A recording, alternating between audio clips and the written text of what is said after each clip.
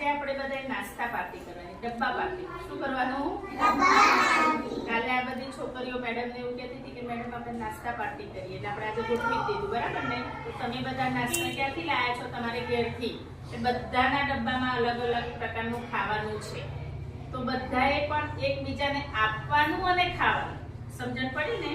એકબીજાને આપવાનું અને ખાવાનું. આપણે એમને આપવાનું, એ આપણને આપે, એટલે એકબીજાનું ખાવાનું અને મજા કરવાની, બરાબર ને? હું નથી લાવી, મને આપશો કે નહીં આપો? આપશો, બધા જ આપશો. તો અમારે આ વૈશાલી બેન છે, સરસ મજાના થેપલા લાવ્યા છે. આરુહી બેન છે, સેવ ને મમરા ને બિસ્કિટ ને એવું લાયા છે.